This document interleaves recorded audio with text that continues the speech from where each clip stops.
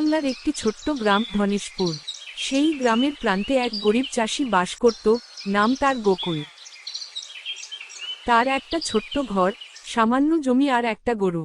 সারাদিন হাড়ভাঙা খাটুনি করেও গোকুল ঠিকমতো পেট ভরে খেতে পেত না।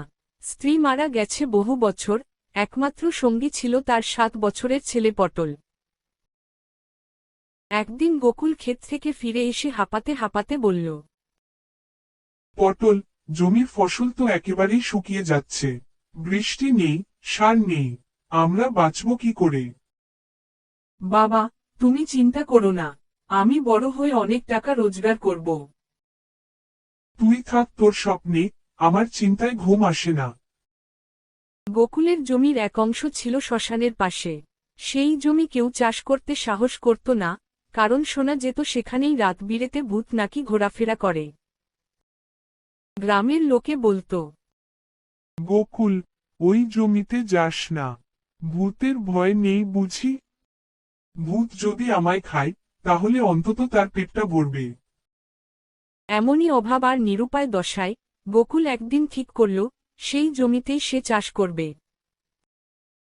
একদিন গোকুল একা সেই জমিতে গিয়ে চাষ করছিল। হঠাৎ পেছনে থেকে একটা কণ্ঠস্বর ভেসে এলো, এই চাষা, তোর এত সাহস? জানিস না আমি এই জমির পাহারাদার? গোকুল পিছন ফিরে দেখল, একটা লম্বা, সাদা কাপড়ে মোড়া রক্তচক্ষু ভূত দাঁড়িয়ে।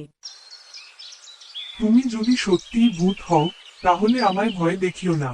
আমি গরিব চাষি, পেটের দায়ে এসেছি। তুই ভয় পাচ্ছিস না? তুমিও তো একসময় মানুষ ছিলে। আমার মতোই হয়তো পেটের দায় মরতে হয়েছিল তোমার। ভূত এক মুহূর্ত চুপ থেকে বলল, তুই ঠিক বলেছিস, আমিও চাষি ছিলাম, এই জমিতেই কাজ করতাম। কিন্তু এক ধনী জমিদারের লোভে জমি গেল, আমি গেলাম অভুক্ত থেকে। তারপর মৃত্যু, সেই থেকেই এখানে পাহারা দিচ্ছি। তুই সাহসী, গোকুল, তোর মন ভালো। আমি তোর ক্ষতি করব না, বরং তোকে সাহায্য করব। তুমি যদি সত্যিই আমার বন্ধু হও, তাহলে একটু সার ও জল দিলে অনেক উপকার হয়। ভূত হাসল, তার হাত তুলতেই আকাশে মেঘ জমল, এবং কিছুক্ষণের মধ্যেই বৃষ্টি শুরু হলো। গোকুল চোখ মেলে দেখে তার জমির মাটি আর্দ্র হয়ে গেছে। তুমি তো সত্যিই জাদুকর। আমি তো এক অসহায় আত্মা, কিন্তু তোর মতো একজন ভালো মানুষের পাশে দাঁড়াতে পারলে আমার আত্মাও শান্তি পাবে। কয়েক সপ্তাহ পরে গোকুলের জমিতে আশ্চর্যজনকভাবে সবজি আর ধান গজিয়ে উঠল, যা গ্রামে কারো জমিতে হয়নি। পটল খুশি হয়ে বলল, বাবা, এবার আমরা পেট ভরে খেতে পারবো। হ্যাঁ রে, এখন আমাদের দিন ফিরছে। এবার আমরা পেট ভরে খেতে পারবো। গ্রামবাসীরা অবাক হয়ে দেখতে লাগল, গোকুলের জমির এই পরিবর্তন। কেউ কেউ সন্দেহও করল। কোনো টোটকা বা ভূতের সাহায্য না তো? এই খবর পৌঁছালো গ্রামের প্রভাবশালী জমিদার চাঁদলালের কানে। সে গোকুলকে ডেকে বলল, এই জমি তোর না, এটা সরকারি খাস জমি। আমি কিনে নিচ্ছি, কাল থেকে চাষ করবি না। এই জমি আমি নিজে হাতে সাজিয়েছি, এতদিন কেউ কিছু বলেনি। তোর এত সাহস, আমার কথার অবাধ্য হবি? সেই রাতে গোকুল নিরুপায় হয়ে ভূতের কাছে গেল।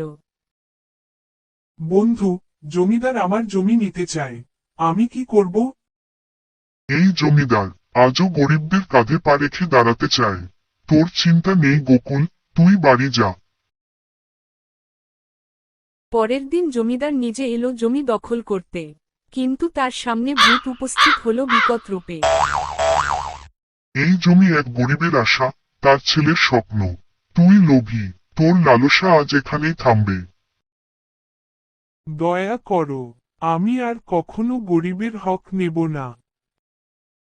তাহলে যা, গোকুলের কাছে ক্ষমা চা। এই জমি তোর গোকুল, আমি তোর ওপর অন্যায় করেছি।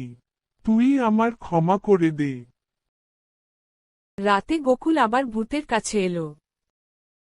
তুমি না থাকলে আমার কিছুই হতো না বন্ধু। তুই আমার আত্মাকে শান্তি দিয়েছিস বকুল, এখন আমার মুক্তি হবে।